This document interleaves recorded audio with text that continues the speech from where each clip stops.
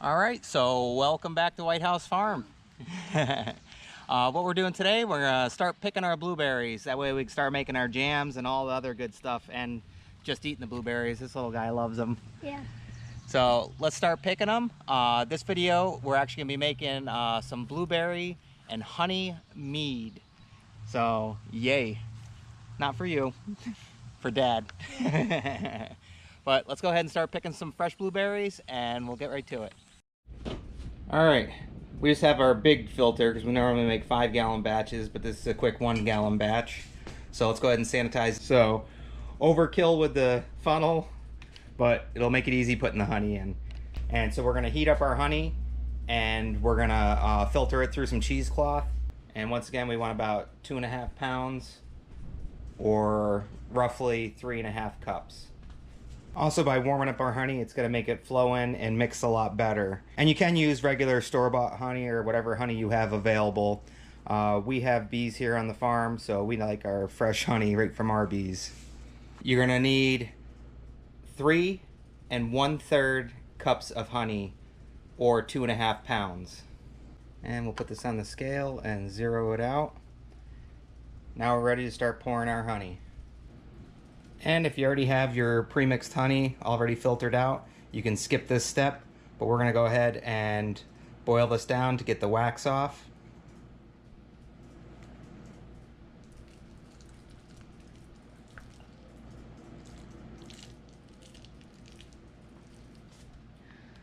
Oh yeah. Look at that nice honeycomb. Oop.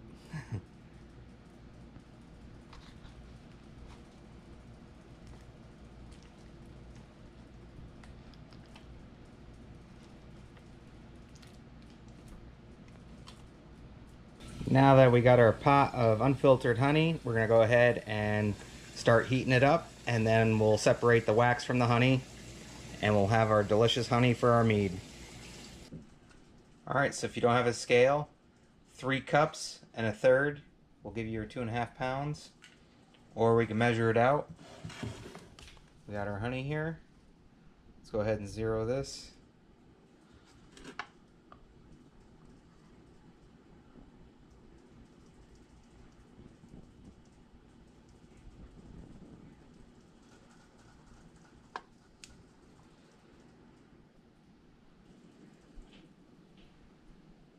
And we'll go ahead and put all the honey in.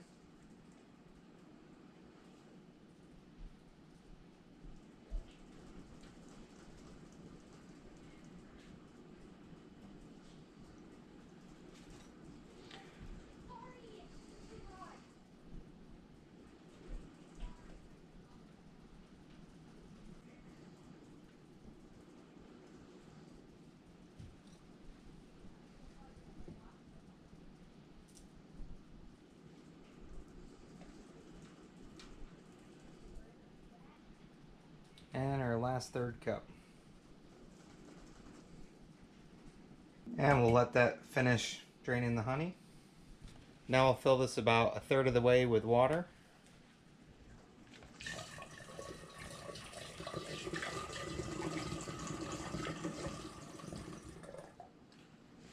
And we already sanitized our stopper. We can take this off. Take our stopper, put it in, put our thumb over the hole, and shake this up really good.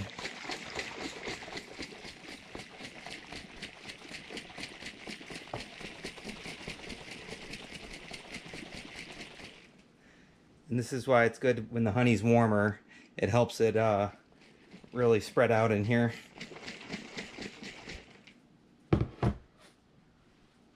Okay. Take our stopper back out, set that down, put our funnel back in, and we'll go ahead and add some more water. Another 1/3.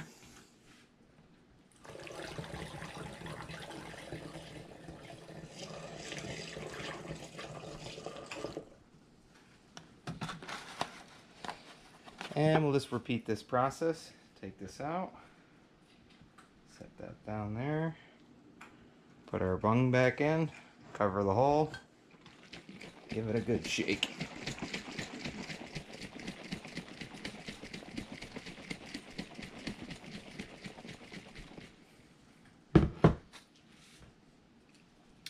All right, so before we start adding more stuff in, let's put in our 1 pound of blueberries. Zero this out.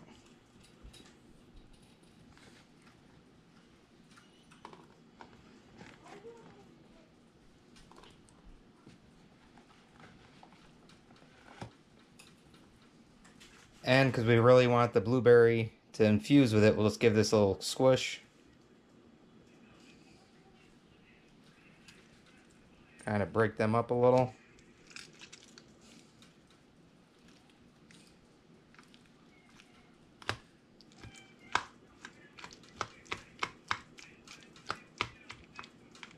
Now we'll go ahead and add them to our batch here.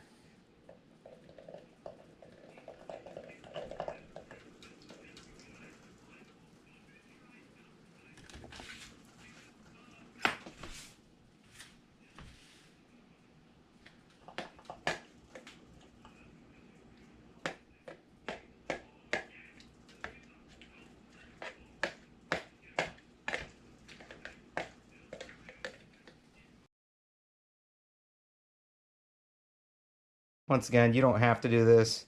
I just like the real infused blueberry flavor to this. Now we're going to fill this up with water up to here. Just right under that spot there, leaving room in the neck here.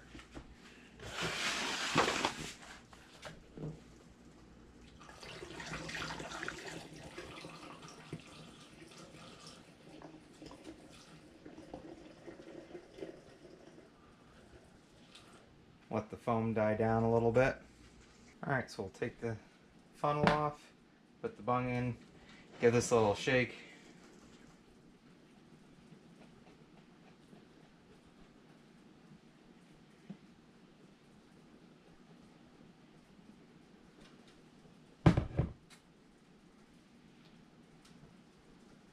Alright.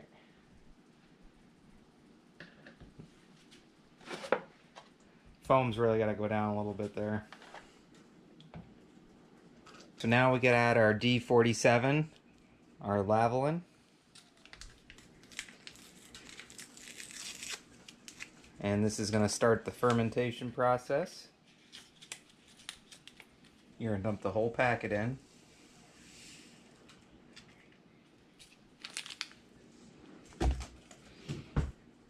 We're going to put the bung back in. And same thing, we're going to go ahead and give this a couple swishes around.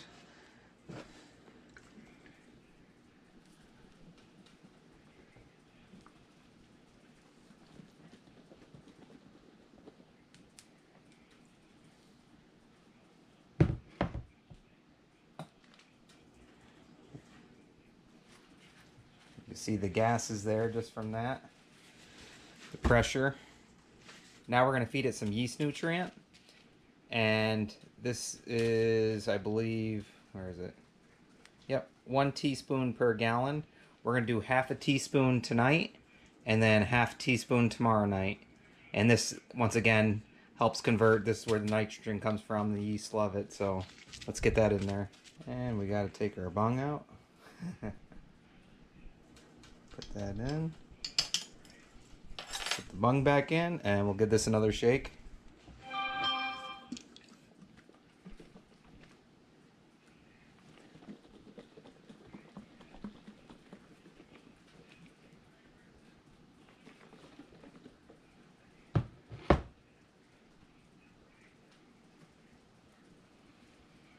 So now we're going to take the bung back out of here. We're going to dry it off with a paper towel. And we're going to wipe the inside with the paper towel and get this nice and dry.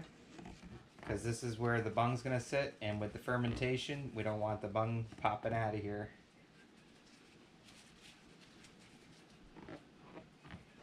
Got nice and dry.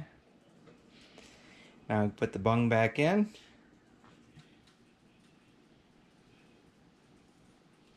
And now we can put Now we can put our bubbler on here.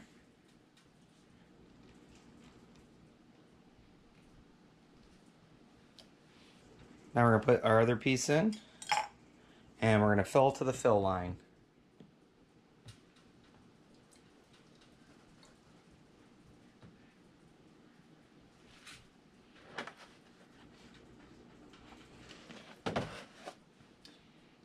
Now we'll put our cap on.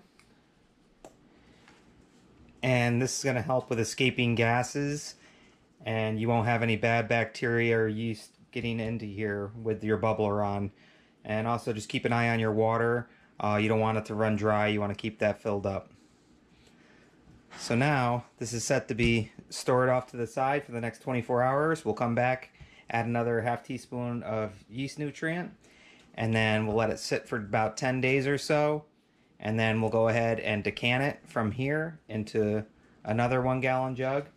And then we're going to let it rest for another 20 days after that. And you could age these up to 2 to 3 years if you wanted to, but they won't last that long, especially 1 gallons. So as you can see, we are definitely fermenting. And we had it come up a little bit too much and actually got into our bubbler, so we had to clean that out and then add new water in there. And that can happen, especially when adding organic fruit like we did with the blueberries. But now we'll go ahead and add our other half teaspoon of yeast nutrient.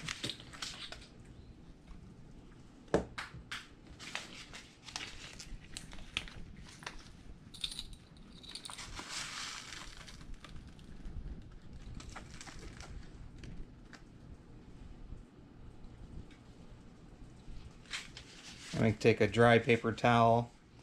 Once again, we'll go ahead and just clear this area so that the bung sits in there nice and tight. Now normally if it doesn't bubble up over like that, you want to open this slowly and let the gases out. But since ours was already bubbling up over, we had to open it and release some of the gases. So we can put this back in now. And you can give it a couple swirls.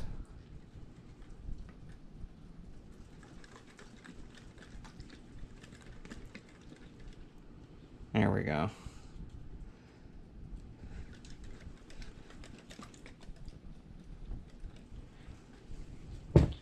And we'll just release this slowly. Release a little bit of pressure. Put that back in. And now we'll let this sit for 10 days, and then we'll decant all this into a new 1 gallon jug. So we'll see you in 10 days.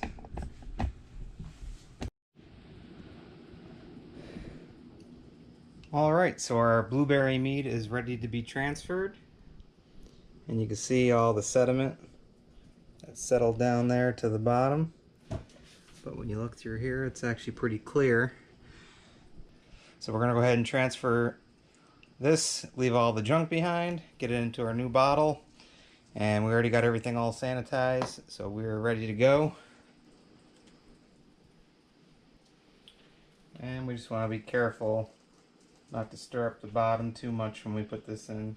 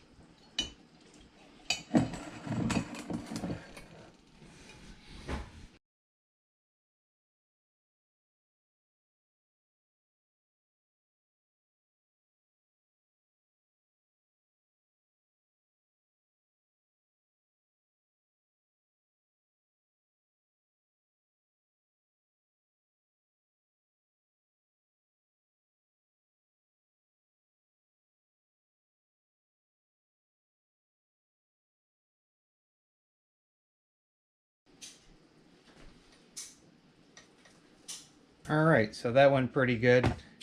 Got it down and then cut it off before it started getting cloudy. I mean, the sediment's not going to hurt you, but if you want more of a clear mead, that's what you got to do. So, yeah, there's all of our leftover stuff. We can feed this to the pigs and get them drunk, or the chickens, or any of the animals. The goats. And there we go.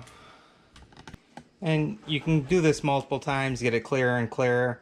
But I think after this, once this settles, we'll go ahead and bottle it. So we'll check back with you in another 10 days. Gotta make sure to put our bubbler on, just in case. Also, keeps the fruit flies and stuff out.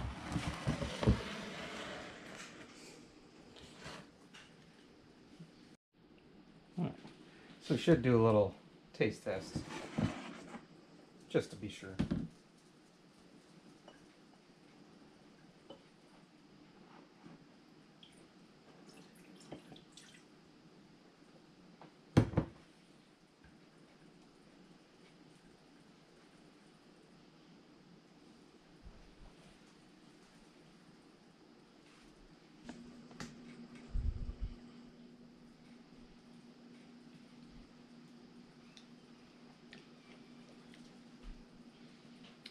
Not bad. Needs some more aging time though.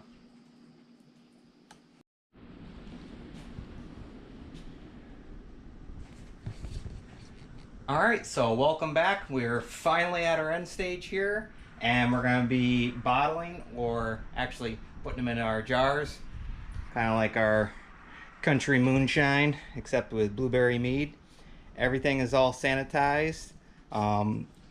Seabright, Cleanser, all these other ones, they work great. And I'll leave a link in the description if you're looking to pick up some sanitizer. But we're going to use some ball jars, and I'm not sure how many we're actually going to need, but I got those all sanitized, cleaned out, ready to go. And look how beautiful this looks. This blueberry mead. And it's nice and clear. And just tiny little bit of sediment at the bottom, but we're going to leave that in there. We're going to get some nice clear blueberry mead. Yeah. Our bees worked hard for this honey. Also, our blueberries growing out there. Some good blueberries. Get this in here.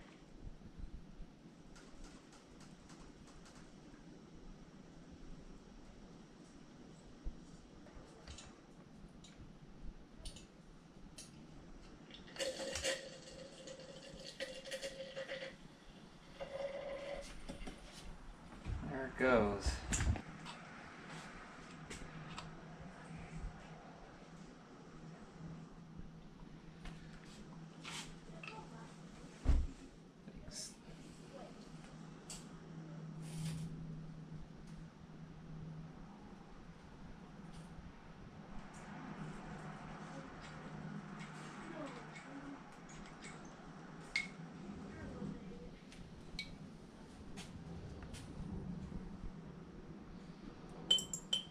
Alright, so you can see how beautiful and clear that is.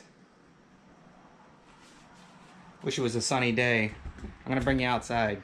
I just want you to see how clear and beautiful that is. Oh yeah.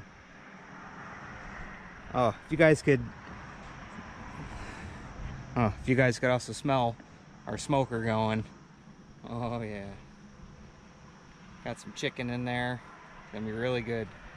But there we go. Look at that. Beautiful blueberry honey mead.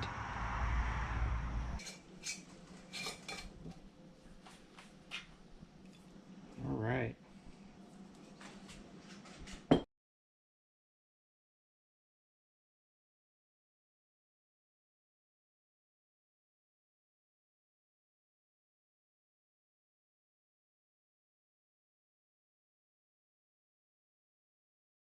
You see, we're getting down to the end here.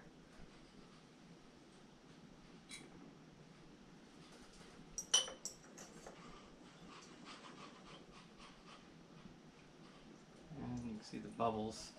I'm gonna look for If it starts getting cloudy, I'm just gonna pinch it off and then we'll be done.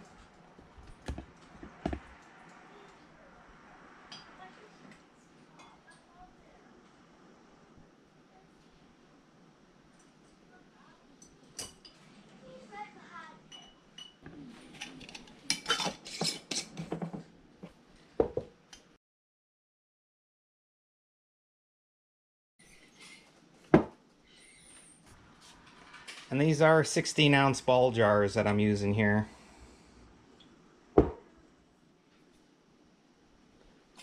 Shake it. Yeah, that's about 20 proof. Check another one. Yeah, about 20 proof. Just kidding. I have no idea how they do that on moonshiners, but figured you guys might like it. And you can see how this is a little cloudy and sediment stuff, and you can drink that. I mean, there's nothing wrong with that. Some people just like it clear. So we'll take this little guy outside. Can't wait till the smoker's done here.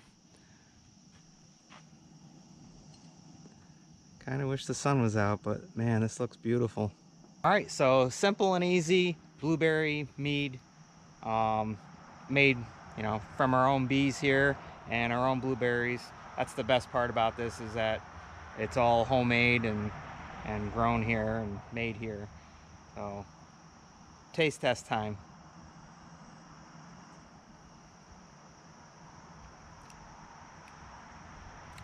Okay. So good. That is good. If you guys could try this, or even smell it through smell-o-vision here, definitely a little strong. That's how I like it, and definitely flavorful. And once again, you can add honey or sugar at the end once it's done fermenting to give it more of a sweeter taste. You just got to make sure it's done fermenting, because if not and you add sugar, then it's going to start, the yeast will eat the sugar, and you know, then you get carbonation and it can blow up your bottles, and that's not a good thing. But yeah. All right, cheers. Homemade blueberry mead. All right.